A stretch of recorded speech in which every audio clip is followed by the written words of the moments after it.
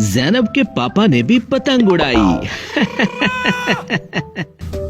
एक दिन अरशद अपनी बेटी के साथ घर की तरफ जा रहे थे। रास्ते में उनकी नजर एक काइट स्टॉल पे पड़ी। पापा जी, ये देखिए कितनी प्यारी पतंगे हैं यहाँ। मुझे भी पतंग लेनी है। दुआ बेटा, अभी आप पतंग नहीं उड़ा सकती, आप छोटी है ना, आप तो पतंग के साथ ही उड़ जाएंगी।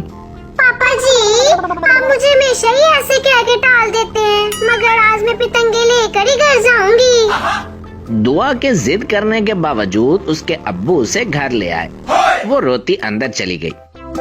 इतने में दुआ की अम्मी बोली, ज़ैनब के पापा, इसको क्या हुआ है, ये क्यों रो रही है?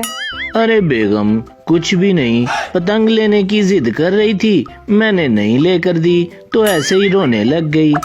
तो ले देते पतंग, इसमें कौन सी ऐसी बात थी जो आपने साफ मना कर दिया? बेगम, आप भी कमाल करते हैं, इतनी बड़ी पतंग इससे कहाँ उड़ाई जानी थी। ज़ैनब के पापा, आप कोई छोटी पतंग ले देते, छोटी पतंगे भी तो होती हैं ना। ये तो मैंने सोचा ही नहीं, मैं थोड़ी देर तक बाजार जाऊंगा तो ले आऊंगा। शुक्रिया बेगम। थोड़ी देर बाद अरशद बाजार में मौजूद काइट स्टॉल पे गया और छोटी पतंग के बारे में पूछने लगा। छोटी पतंग? ओ भाई, क्या हो गया है? यहाँ सब मुझसे बड़ी पतंगों का पूछने आते हैं और एक तुम हो जिसे छोटी पतंग उड़ानी है। वो मेरी बेटी के लिए चाहिए मुझे, आप बना लें। मेरी बेटी की तरह बहुत से बच्चे खुशी खुशी आपसे छोटी पतंगे लेने आएंगे। ओ भाई, अपने आइडिया अपने पास रखो तुम। लेना है कुछ तो बताओ, नहीं तो जाओ यहाँ से। वो उदास होकर घर जा रहा था कि रास्ते में उनकी नजर एक बहुत बड़ी पतंग पर पड़ी जो बहुत ही बुरी हालत में थी, जिसको देखकर उसके दिमाग में आया, क्यों ना मैं इससे छोटी पतंग बना लूं। फिर क्या था, उसने वो पतंग उठाई और घर की तरफ चल पड़ा।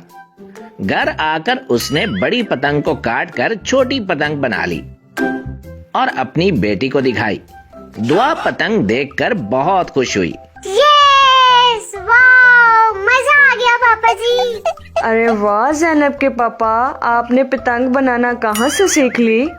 जी बेगम, आपको नहीं पता, मैं अपने बचपन में इसी तरह पतंगे बनाकर उड़ाया करता था। और वो मिलकर मजे से पतंग उड़ाने लगे। अगले दिन अरशद साहब चारपाई पे बैठे आसमान में उड़ती रंग बिरंगी पतंगों को देख रहे थे तो उन्हें एक आइडिया आया। बस फिर बिना किसी को बताए बाजार गए और कुछ सामान लेकर घर वापस आ गए और अपने घर की छत पे जाके उस सामान से कुछ खूबसूरत पतंगे तैयार कर डाली। उन पतंगों को लेकर बाजार जा पहुँचे और आवाजें लगाने लगे। आओ भाई आओ, रोते हुए बच्चों को हंसाओ, प्यारी प्यारी और सस्ती पतंगे ले जाओ, बाजार ना जाके अपने पैसे भी बचाओ, मुझसे पतंगे लो और मौज उड़ाओ। देखते ही देखते सारी पतंगे बिक गईं। वो ऐसे ही रोज पतंगे बना के बेचने लगे। ऐसे उन्होंने बहुत सारे पैसे कमा लिए, जिसकी बदौलत कुछ ही दिनों में उन्होंने गांव में अपनी पतंगों की दुकान भी खोल ली, जहां बड़े तो बड़े बच्चों के लिए भी प्यारी प्यारी पतंगे थी। पापा जी, आपने मेरे लिए इतनी सारी पतंगे बना ली, मैं इतनी सारी पतंगे एक साथ कैसे उड़ाऊंगी? ये सुनकर सब हंसने लगे।